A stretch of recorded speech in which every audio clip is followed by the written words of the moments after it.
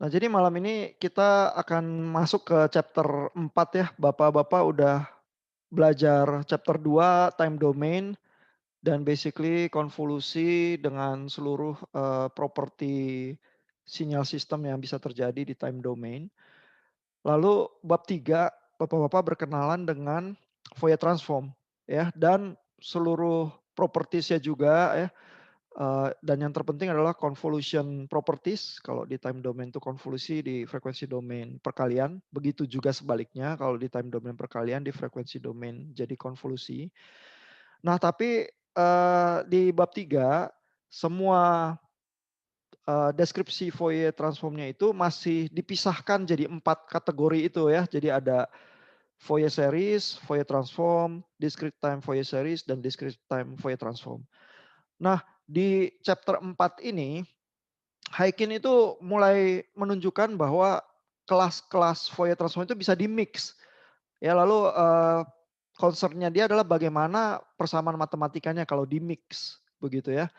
Jadi dia di awal akan menunjukkan berbagai mixing ya. Misalnya Fourier transform mau dipakai untuk menunjukkan Fourier series atau DTFT atau DTFS begitu ya.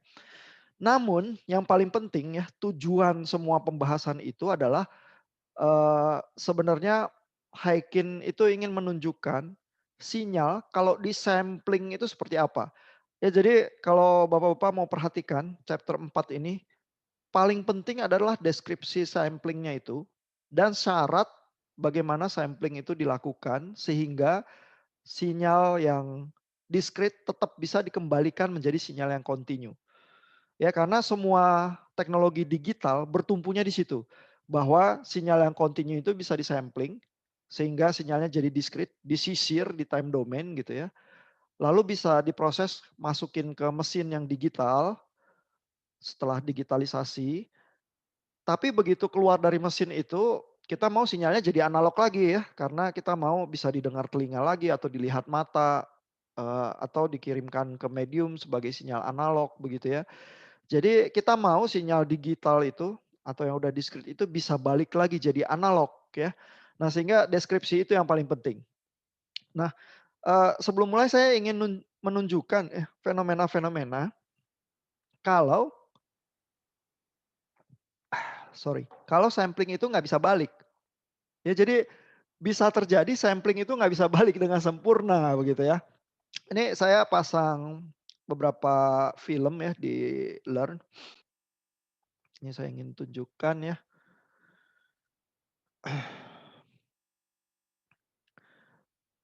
Mungkin yang paling atas ini mirip sama film yang kedua ya, yaitu bahwa air mengalir itu arahnya bisa berubah ya, seolah-olah naik ke atas. Tapi film yang paling atas ini eee, dijelaskan di film yang paling bawah ini ya. Saya pernah jelasin dengan buku yang lain, bukan buku Haikin. Nanti Bapak-bapak bisa nonton kedua film itu dan lihat penjelasannya. Saya pengen puterin yang ini nih ya. Coba kita lihat yang ini. Ini film air juga ditangkap dengan kamera tertentu. This phenomenon is called aliasing effect. Namanya aliasing efeknya ya. Eee, tapi nanti Bapak-bapak bisa lihat bagaimana fenomena itu kelihatan sangat aneh di mata kita begitu ya. Nah, ini Effect and signal process. saya majuin ya.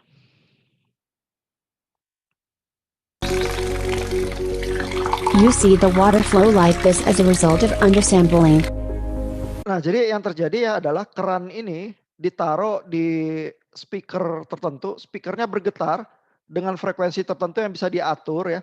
Tapi kamera yang dipakai untuk menangkap airnya itu punya kecepatan frame per second tertentu ya. Rata-rata kamera mungkin sekitar 24, 25 frame per second. Itu udah bisa nipu mata kita. Jadi kalau eh, pipa ininya airnya itu digoyang dengan frekuensi yang beda dikit aja dari frekuensi frame rate kameranya, maka kamera itu akan menangkap di titik-titik goyangan air tertentu saja sehingga seolah-olah airnya kadang bisa kelihatan diam atau bergerak dengan pola yang aneh atau bahkan naik ya dari bawah ke atas ya. Coba kita lihat ya. Nah ini ada keterangannya audio frekuensinya itu 23 Hz, lalu sampel frequency of the camera 24 frame per second. Ya jadi beda 1 Hz doang ya, kameranya itu nangkep 24 gambar per detik, tapi, frekuensi goyangan pipa airnya itu 23 kali per detik. Ya coba kita lihat. Nah ini airnya kelihatan naik ya. Nah jadi ini kebetulan, dikasih gelas di bawahnya, airnya tuh kelihatan naik, tapi sesungguhnya kalau nggak dilihat lewat kamera, air itu turun kayak biasa aja. Ya cuman, di dalam pola gerakan airnya itu karena ditangkap oleh kamera yang cuman di titik-titik tertentu saja, artinya sebenarnya discrete kamera itu, disampling sinyalnya begitu ya, kesannya airnya jadi naik begitu.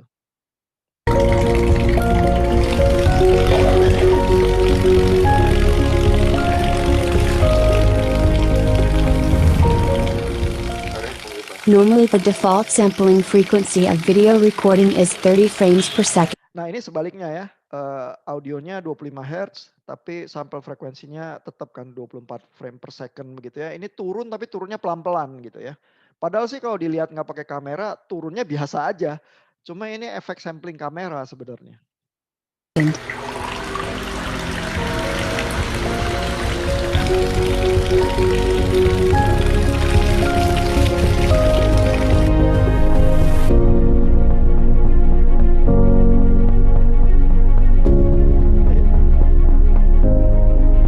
Nah itu arah airnya bisa berbalik ya, dari naik, terus seolah-olah diem, terus tiba-tiba turun begitu ya. Terus ini frekuensi samplingnya, frekuensi pipanya ini dikasih lihat ya.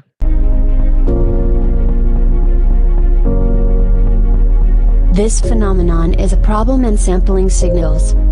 Nah itu naik lagi tuh ya, tapi, dengan pola yang lebih kecil gitu ya pada saat 46 Hz. Karena 46 Hz itu adalah kelipatan 2 dari 23 Hz itu, di mana airnya, kelihatannya naik itu tadi juga ya. Record something totally different to the original signal. To avoid this, the sampling or the recording frequency should be increased. Nah oke, itu, fenomena aliasing ya. Nah bentuk, fenomena aliasing yang lain ya, bisa ada yang lain. Tapi mungkin yang kalau kelihatan dalam hal roda gitu ya, itu lebih biasa sih ya. Misalnya ini ya, ini saya kasih lihat sedikit ya. Today, we're going to demonstrate aliasing, which is Jadi rodanya ini dikasih pewarna ya. slowly spins up faster. Ada bagian yang diwarnai merah sama biru sehingga bisa kelihatan putarannya ya. Kembali dia ditangkap pakai kamera ya. Jadi pada kecepatan putar tertentu, rodanya bisa kelihatan berbalik arah atau diam ya. Coba kita lihat. Faster. See what happens. Increasing voltage from 2 to 3 volts. And so it should be speeding even faster. Nah itu mulai jadi pelan, kelihatannya berhenti terus putar balik. 6. Ya. Nah ini aliasing juga ya, cuma yang tadi yang air itu lebih dramatis ya, karena secara intuitif kita rasa air nggak mungkin naik ya. Kalau ini biasanya kalau kita nonton film terus ada mobilnya, terus mobilnya kejar-kejaran, rodanya itu seringkali berputarnya, melawan arah gerakan mobilnya ya. Hal seperti itu biasa kita lihat ya. Lalu ini baling-baling pesawat, ditangkap dengan kamera juga, karena kamera itu telat, jadi pada saat kamera itu sampling ya, pada di titik sampling berikutnya, baling-balingnya pindah ya ke titik yang lain sehingga baling-baling itu bisa kelihatan melengkung gitu ya. Itu efek aliasing juga sebenarnya.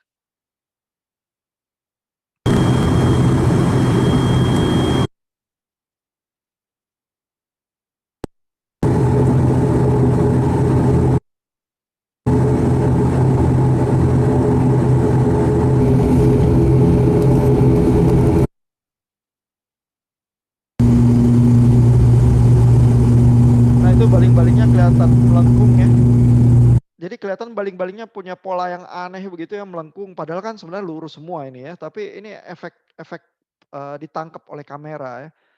Ada film yang lebih jelas ya, yang ini kalau nggak salah ya, coba kita lihat ya.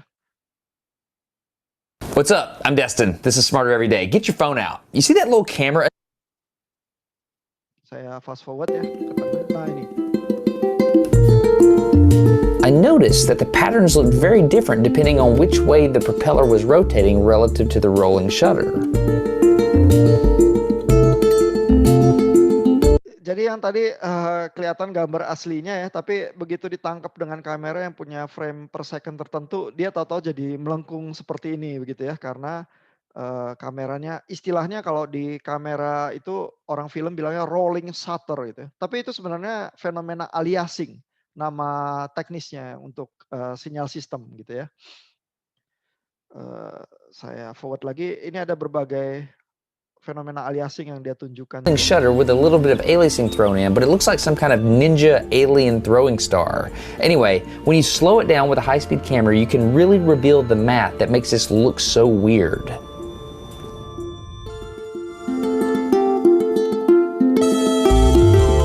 Jadi seolah-olah besinya tuh melengkung ya, tapi semata-mata karena gerakannya itu ketangkep oleh kamera itu terlalu lambat ya, frame per second-nya kurang kurang tinggi, begitu ya dibanding gerakan dari mainan ini, ya. Jadi itu berbagai fenomena aliasing, kalau mau dengar penjelasannya yang lengkap, kalau lupa bisa lihat video yang ini ya. Tapi kita malam ini mau coba memahami ya, sebenarnya secara sinyal sistem yang terjadi itu apa ya kalau terjadi aliasing? Ya, mungkin pertanyaannya, itu kali ya. Nah, kita coba bahas di Haikin ya, kita lihat pelan-pelan apa yang dia lakukan di chapter ini.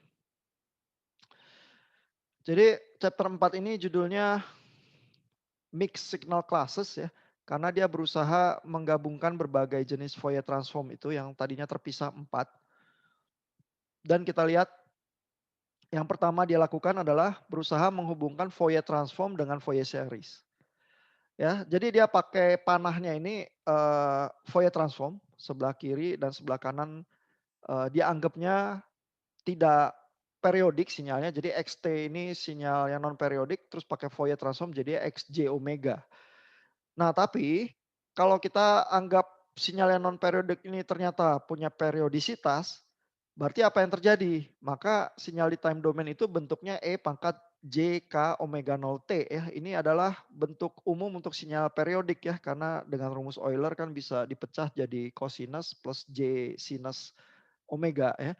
Nah, bentuk ini sendiri kalau di Fourier transform kan jadinya delta ya, 2pi delta omega lalu di titik K kali omega 0 begitu ya. Sehingga kalau rumus Fourier transform ini kita ganti bagian sinusoidalnya ini, di bagian kanan ini kita akan lihat sinyal spektrumnya X fungsi K diskrit di frekuensi domain itu dikalikan dengan delta omega minus K omega 0 ya.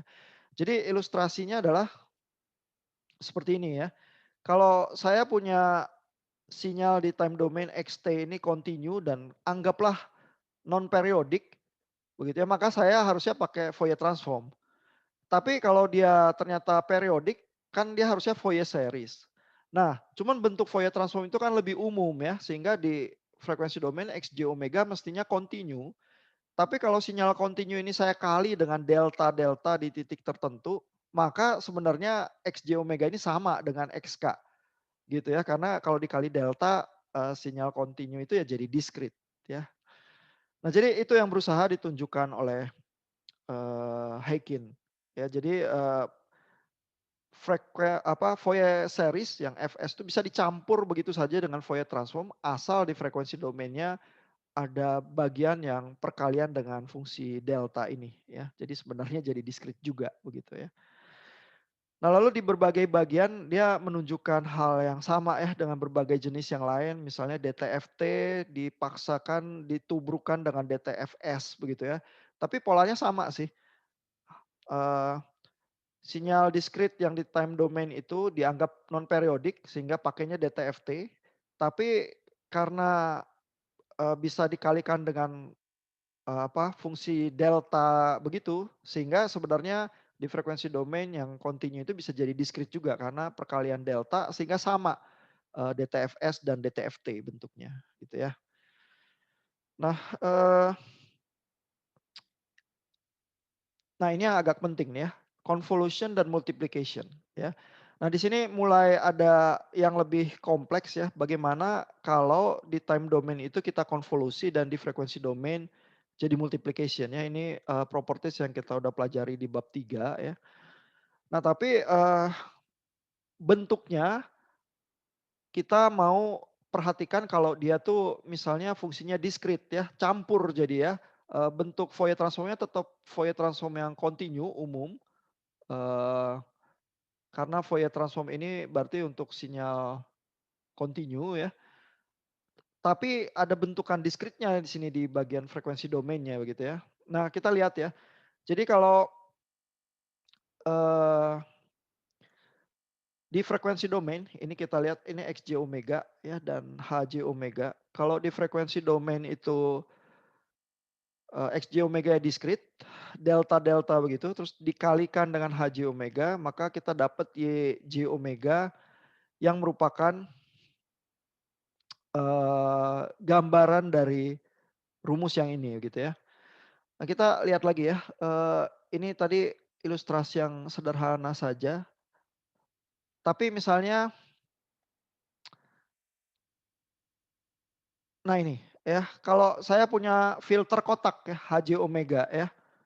Jadi ini di frekuensi domain cuman mengambil frekuensi tertentu saja, di luar itu difilter ya jadi 0. Nah, lalu saya punya sinyal discrete tertentu ya. Jadi di sini ada di frekuensi domain ya. Lalu di frekuensi domain itu difilter artinya dikalikan. Karena di filter itu artinya di time domain itu dikonvolusi. Ya, begitu dikalikan, maka sinyal yang tersisa adalah yang dilewatkan oleh filter kotak ini ya. Jadi tinggal 2 yang ada di tengah ini. Karena inilah yang dikalikan dengan 1, sisanya dikali 0. Begitu ya. Nah, jadi proses filtering itu bisa juga digambarkan di frekuensi domain sebagai satu perkalian karena filtering itu di time domain itu konvolusi gitu ya. Nah, ada bentuk yang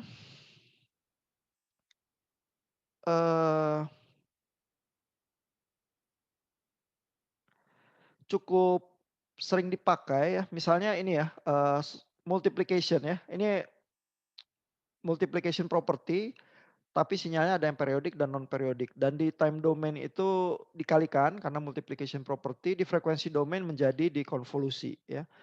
Lalu ilustrasinya ini di frekuensi domain, kalau saya punya sinyal GJ omega, lalu saya konvolusi ya dengan XJ omega. Dan XJ omeganya itu discrete ya, karena ini kan dicampur ya sinyalnya ya. Jadi sinyal yang continue dikonvolusi dengan sinyal yang discrete. Nah, kita tahu kalau sinyal tertentu dikonvolusi dengan delta, maka sinyal itu muncul di tempat delta-deltanya. Ya, sehingga segitiga ini yang GJ omega itu jadi muncul di tempat deltanya. Ya, karena di sini ada delta ini, jadi muncul yang ini. Lalu di sini juga ada, di sini ada juga ya, jadi muncul gunungan di sebelah kiri kanan. Lalu di sini lebih kecil, jadi di sini ada gunung yang lebih kecil gitu ya. Sehingga ini adalah gambaran multiplication property karena di time domain multiplication, di frekuensi domainnya konvolusi. Ya, yang terjadi dengan spektrum kita adalah seperti ini. Ya. Nah, ini adalah satu processing sinyal ya yang sangat biasa dilakukan dan mungkin cukup kuno ya. Karena ini sebenarnya radio AM nih. Ya, radio AM sih masih ada ya di mobil ada radio AM dan radio FM kan ya. Tapi karena radio AM itu kualitasnya buruk ya lebih kresek-kresek, nyaris orang nggak denger lagi ya radio AM ya. Jarang juga kali radio station yang rada terkenal adanya di AM ya. Semua radio station yang Bapak-bapak kalau di mobil denger radio apa sih? Masih denger radio nggak? Masih Pak. Radio apa biasanya yang didengar? Kalau di mobil. Iya. Oh, maksudnya ininya, FM, stasiunnya. Pak. Iya. Prambors, Oh, Virgin. Prambors. FM, Pak. Iya, FM ya. Prambors tuh 102,2 MHz ya. Virgin saya nggak tahu. Nggak pernah dengar. 99,9, Pak. Oh, 99,9 ya. Angka bagus ya. Nah, jadi AM tuh udah cukup kuno ya, tapi AM adalah yang paling awal ya, karena operasi sinyalnya tuh gampang. Ya jadi kalau AM yang terjadi adalah ini ada sinyal audionya ya, lalu dikalikan dengan frekuensi carrier-nya ya, bentuknya cos, omega C-nya ini carrier-nya jauh lebih tinggi dari frekuensi sinyalnya. Dikalikan gitu aja, terus udah bisa ditransmit nih. Karena frekuensi yang pengalinya ini frekuensi tinggi. Ya jadi sinyalnya kalau AM tuh kayak gini ya. Jadi sinyal frekuensi tingginya ada di dalam ini. Lalu sinyal frekuensi audionya menjadi amplopnya dari frekuensi tingginya. Jadi frekuensi sinyal audionya itu numpang di frekuensi tingginya, terus frekuensi tingginya bisa jalan di udara ya, ditransmisikan. Nah, nangkepnya lagi caranya adalah di receiver ya. Itu gampang ya. Jadi yang ditransmisikan ini R fungsi T, nanti di receiver itu tinggal dikaliin lagi sama cos omega C T begitu ya. Lalu habis itu hasil perkaliannya dilewatin dengan low pass filter. Begitu ya. Nah, jadi kalau kita udah belajar Fourier transform ya dan tahu properti dari Fourier transform ya, kita langsung bisa bayangin ini. Perkalian di time domain, di frekuensi domain adalah konvolusi. Ya. Nah, jadi apa yang terjadi ya di frekuensi domain kita? Katakanlah ya, sinyal AM kita ini ya ada frekuensi tingginya dan frekuensi rendahnya itu spektrumnya seperti ini. Ya, jadi sebenarnya saya punya audio sinyal tuh segini doang spektrumnya. Tapi karena saya kalikan dengan cos omega C, maka dia sinyalnya itu ada di delta yang ada di sekitar omega C ini dan minus omega C. Ya, ada di 2 delta ini jadi sinyal saya. Karena kan dikalikan sama cos omega C di transmitter ya. Nah, di receiver jadi saya terima sinyal kayak ginian nih. Nah, apa jadinya kalau sinyal seperti ini saya kalikan lagi dengan sinyal cos omega C-nya itu. Ya, padahal kan cos omega C-nya 2 delta. Ya, sehingga delta yang di omega C dan minus omega C kalau saya konvolusi dengan 2 segitiga ini, yang terjadi adalah pada saat deltanya lewat di sini nanti ada segitiga. Lalu pada saat deltanya pas yang satu kena gunung yang satu kena gunung yang lain, saya punya sinyal 2 kalinya yang di tengah ini nih. Ya. Terus habis itu deltanya geser, nanti sisa buntutnya kena yang ini. Ya, jadi ada lagi satu gunungan di sini. Ya, sehingga di frekuensi domain efek mengalikan dengan cos omega C itu menjadikan kita tuh punya 3 gunungan sinyal seperti ini ya. Kalau saya low pass filter, saya ambil bagian ini doang ya. Maka saya dapat sinyal saya mula-mula tuh, sinyal audio AM saya. Gitu ya. Sehingga makanya di sini processing sinyalnya adalah habis dikaliin sama omega C lagi di receiver ya. Hasilnya saya low pass filter, nanti saya dapat Y fungsi T ini adalah M fungsi T ini yang tadinya ditransmit. Ya. Jadi radio AM tuh sangat sederhana ya dan nggak makan energi terlalu banyak ya, makanya jadi radio yang mula-mula ya. Tapi sekarang udah terlampau kuno, jadi orang nyaris nggak denger radio AM lagi. Semua radio station yang terkenal itu adanya di FM ya. Tapi buat ilustrasi sinyal sistem, AM itu tetap enak ya karena gampang. Ya. FM lebih sulit.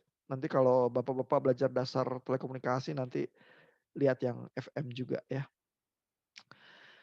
Nah, saya pengen tunjukin persoalan sampling itu ya. Ini masih ada relasi Fourier transform ke DTFS dan lain sebagainya.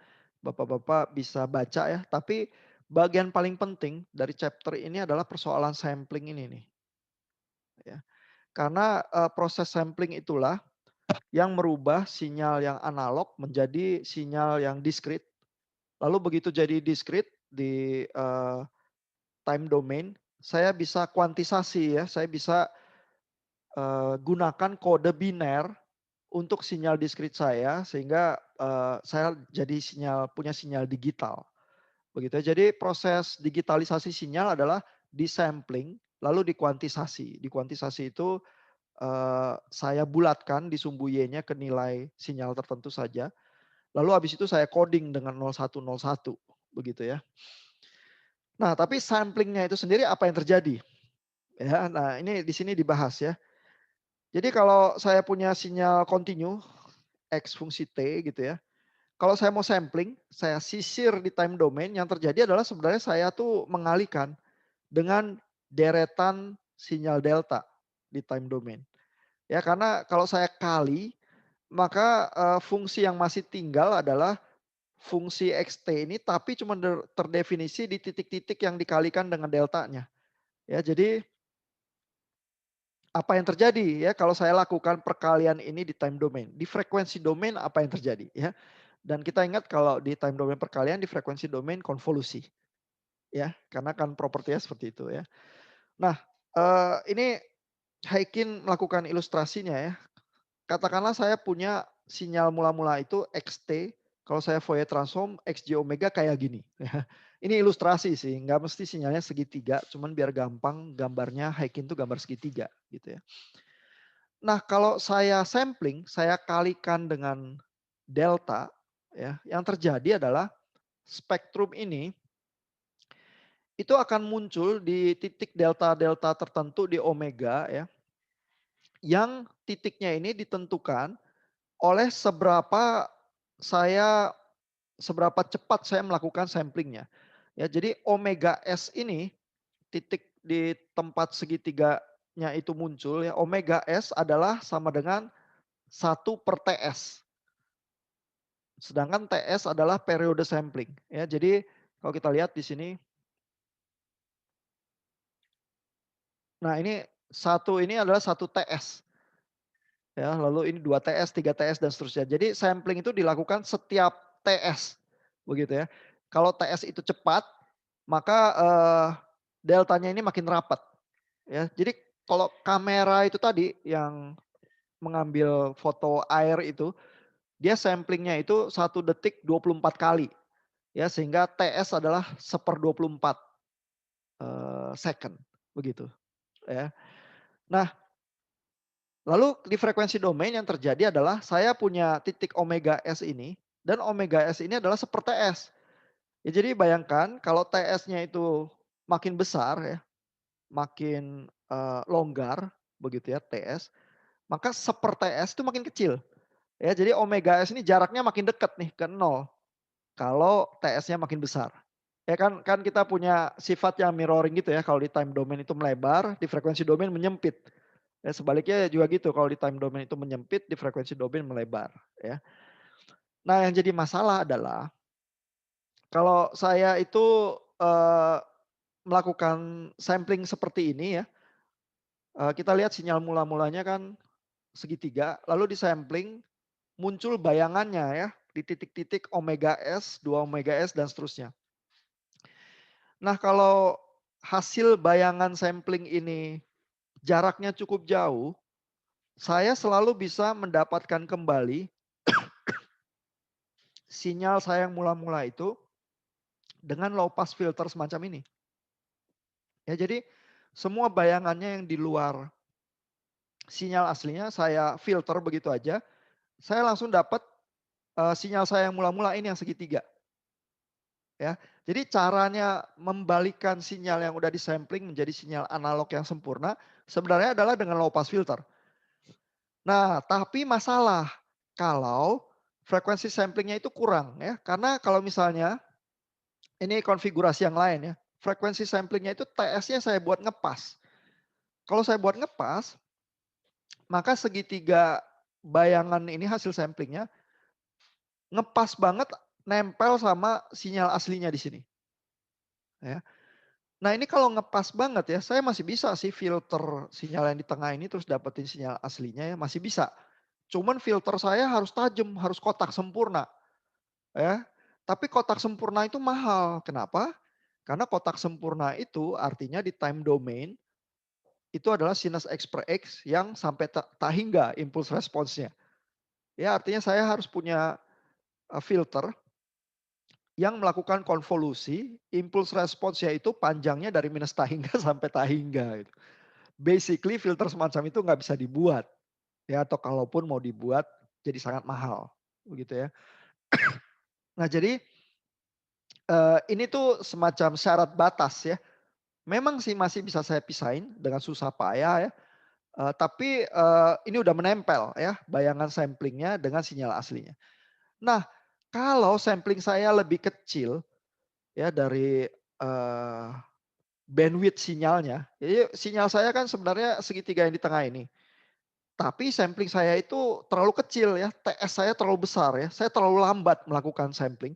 Katakanlah kamera saya itu yang tadi 24 frame per second sekarang jadi tinggal 5 frame per second ya. Itu lambat banget ya, sedetik cuma 5 kali gitu misalnya ya. Nah yang terjadi dengan spektrum sinyal saya adalah spektrum sinyal saya ini yang bayangan ini overlap sama sinyal aslinya. Begitu udah overlap, saya nggak bisa lagi bedain, ini segitiga ini sebenarnya yang ini atau dia ada di dalam yang ini begitu ya, yang sinyal aslinya gitu. Nah, fenomena itulah yang disebut aliasing. Pada saat bayangan sampling itu overlap dengan sinyal aslinya dan frekuensi yang tinggi dan yang rendah itu nggak bisa dibedakan lagi. Itulah yang sebenarnya disebut dengan aliasing. Gitu ya.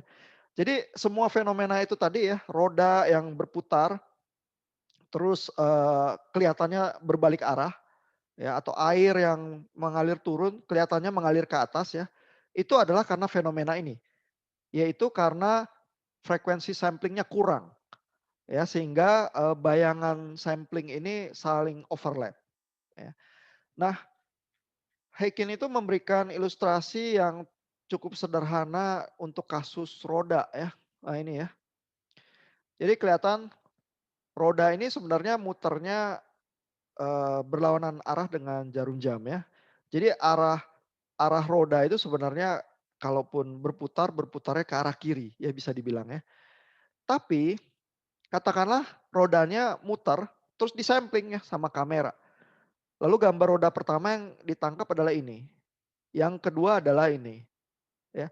Jadi tadinya jari-jarinya di sini terus muter pak sampai sini ditangkap lagi oleh kamera ya. Terus muter pak sampai sini ditangkap lagi oleh kamera gitu ya. Nah, ini adalah kameranya itu terlalu lambat ya. Sehingga dia berputarnya cukup jauh ya. Ini hampir 3/4 putaran gitu ya. Terus baru ditangkap lagi begitu ya. Sehingga kalau kita lihat urutan rodanya ini satu, terus dua, terus tiga ya. Seolah-olah yang terjadi adalah roda itu berputarnya bukan berlawanan arah dengan jarum jam tapi searah sama jarum jam ya. Kesannya roda itu maju ke sana, ke kanan gitu ya, bukan bergerak ke kiri ya. Semata-mata karena sampling dari kamera itu terlalu lambat nangkep putaran rodanya ya. Nah, jadi dengan demikian ada syarat seberapa cepat eee, frekuensi sampling itu sehingga tidak terjadi aliasing. Sehingga saya tuh selalu melihat putaran roda itu dengan benar. Atau saya selalu bisa mengembalikan sinyal saya yang diskrit ke continue itu dengan filtering dan dengan berhasil tanpa sinyal itu terdistorsi. Ya jadi ada syaratnya itu. Namanya syarat itu ditemukan oleh engineer elektro yang namanya Harry Nyquist sehingga disebutnya syarat sampling Nyquist biasanya ya. Nah, tunggu. Haikin tuh menurunkan nggak ya?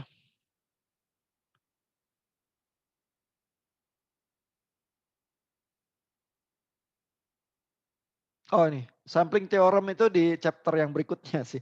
Ya, jadi itu nanti buat film minggu depan yang Bapak-bapak buat ya.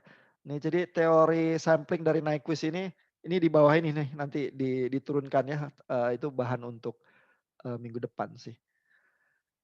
Ya, jadi mungkin paling penting adalah Bapak-bapak tuh nangkep dulu ya bahwa kalau saya melakukan sampling ya, saya merubah sinyal continue jadi sinyal diskrit. Yang saya perlukan sih karena saya perlu sinyal digital ya di dalam, sistem komunikasi atau sistem, audiovisual modern zaman sekarang ya. Kalau saya sampling, ada bahaya sinyal itu nggak bisa balik lagi ke sinyal semula. Sehingga saya harus selalu memperhatikan frekuensi sampling saya harus cukup cepat sehingga saya bisa menangkap, pergerakan sinyal itu karena sinyal itu, punya frekuensi tertentu ya.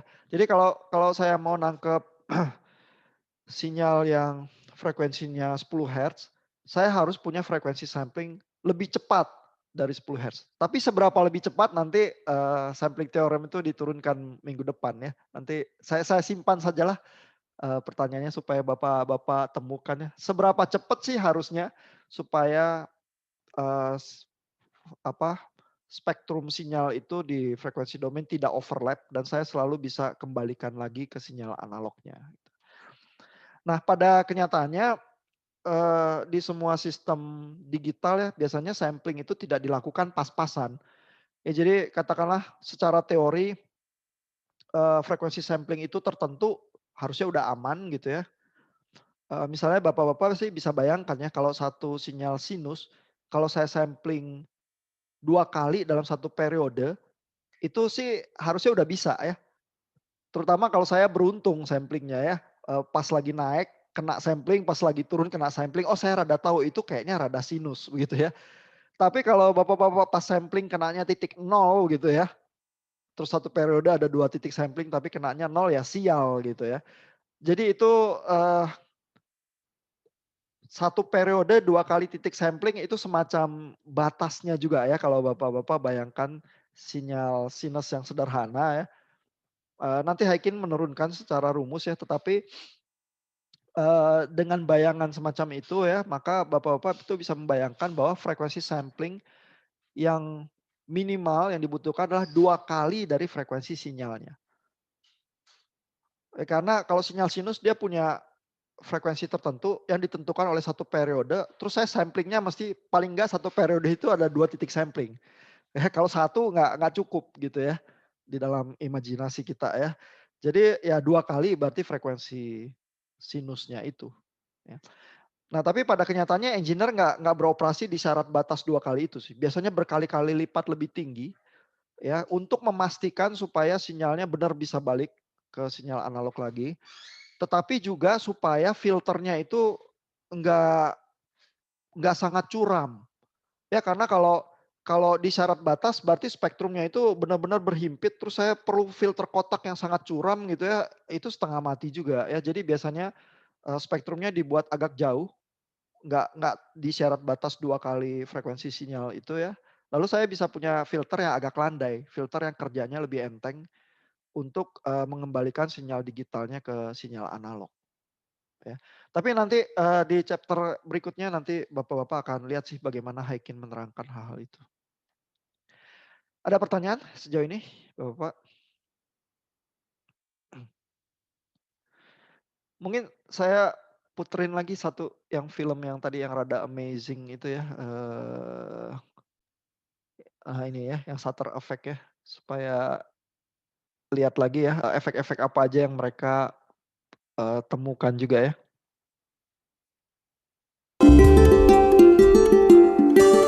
My buddy Ben plays both the mandolin and the guitar, and it took us a really long time to get the rolling shutter effect to show itself. But when we did, it was awesome. Nah itu kan getarannya senar gitar ya, dan getarannya senar gitar itu sih kalau dilihat pakai mata kalau Bapak-bapak main gitar enggak kayak gitu ya, itu benar-benar kayak gelombang air itu ya. Tapi itu, terjadi ditangkap seperti itu karena kameranya terlalu lambat.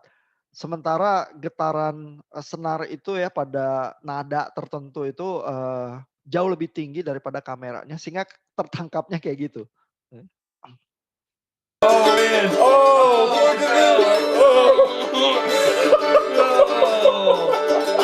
Guitar strings are especially difficult because they vibrate so quickly that a normal high-speed camera isn't fast enough.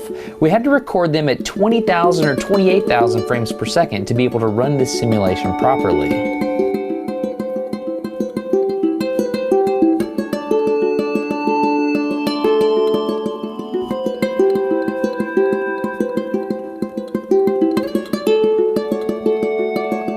jadi pertanyaannya, yang bagian ini kan mungkin agak gampang ya karena kamera itu memang lambat ya, tapi yang bagian ini gimana caranya dia ya? Berarti dia pakai kamera yang super cepet nih di sini nih supaya ngalahin aliasingnya gitu ya sebenarnya.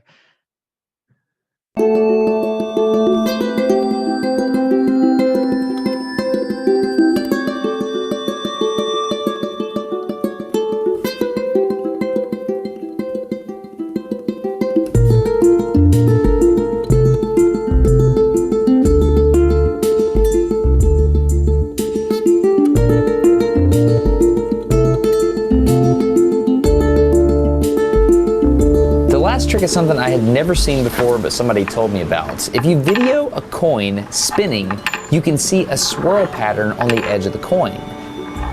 Yep, that's also rolling shutter.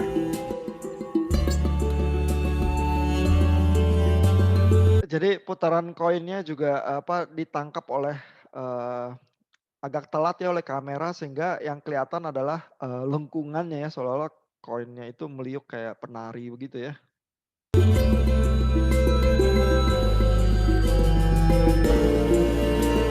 Obviously, this took a really long time to make, and Henry from Minute Physics made it possible. He's the guy that figured out exactly how to make After Effects simulate rolling shutter. On the behind the scenes video on the second channel, Henry and I talk about what we're trying to accomplish.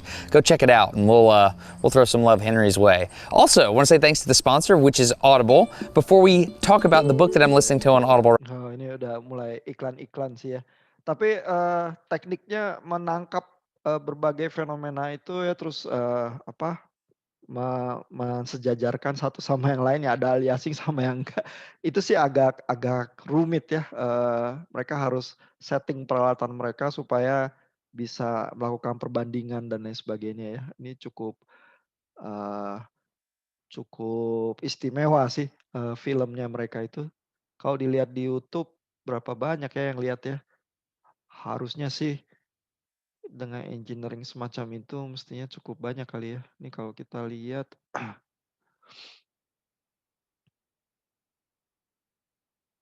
oh 3,8 juta.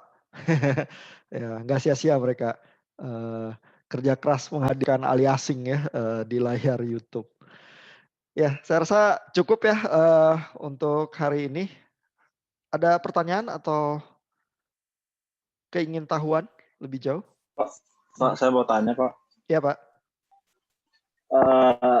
Di tempat kerja saya itu ada namanya stroboskop, Pak. Iya. Itu kalau jadi kan stroboskop itu dia sistemnya kayak kedipan cahaya, Pak. Iya, itu bisa tuh menghasilkan aliasing kalau dia ngedipin benda yang berputar gitu ya. Jadi Iya, Pak. bendanya kelihatannya Berhenti, Pak. bisa berhenti ya. Ya, kalau tergantung frekuensinya RPM. iya. Iya. Kalau frekuensinya Nah, dicocokin bisa.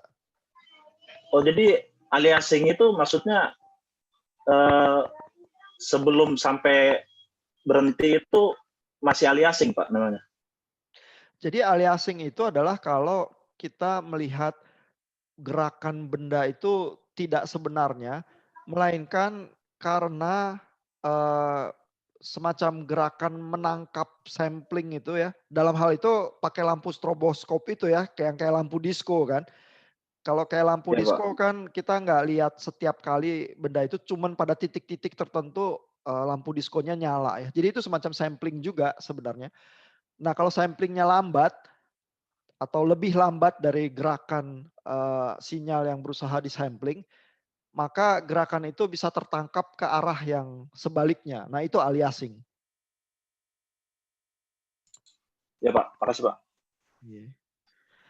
Jadi banyak sih ya problem aliasing itu. Ya beberapa sih jadi kayak semacam seni ya, agak indah ya itu kayak video yang tadi. Tapi pada kenyataannya kalau sinyal discrete atau sinyal digital itu nggak bisa kita kembalikan ke sinyal analog aslinya, basically kita punya gangguan sih. Ya, kalau cuma sekedar visual keindahan nggak apa-apa, tapi kalau ada sinyal audio visual yang kita mau murni ya, artinya tidak terdistorsi, undersampling itu atau aliasing itu sebenarnya gangguan yang selalu harus berusaha kita hindari sih. Tapi ya itu ya yang disebut noise, yang disebut instability, kadang bisa menghasilkan keindahannya yang dimanfaatkan kalau terkontrol gitu ya. Seperti juga video yang 3,8 juta itu tadi. Ada pertanyaan lagi? Itu Pak, kalau anti aliasing itu maksudnya apa Pak? Nah itu nanti kita lihat di chapter berikutnya ya. Jadi anti aliasing filter itu semacam filter juga yang ditempatkan di tengah-tengah proses bagaimana mengubah sinyal yang diskrit itu kembali ke sinyal analog. Jadi memang secara sederhana mengembalikan sinyal yang diskrit ke analog itu pakai low pass filter. Itu yang paling sederhana. Dan low pass filter yang paling sederhana ya filter kotak itu tadi ya. Tapi pada kenyataannya bangun filter yang kayak gitu bisa ada kesulitan-kesulitan ya, sehingga ada cara yang lebih praktis untuk mengembalikan ke sinyal analog. Tapi cara yang lebih praktis itu bisa menimbulkan masalah sehingga perlu anti aliasing filter dan sebagainya gitu. Tapi semua metode itu sebenarnya tujuannya menghindari aliasing sih. Karena kalau ada aliasing berarti sinyal kita tuh terdistorsi dan kita nggak mau sinyal kita terdistorsi. Ya. Pertanyaan lagi yang lain? Kalau nggak ada kita sampai di sini saja. Ditunggu film-filmnya dan komentarnya kepada film-film yang udah disubmit. Dan studi santuy jangan lupa submit filmnya ya supaya masih bisa ikut pertarungan. Selamat malam, selamat istirahat.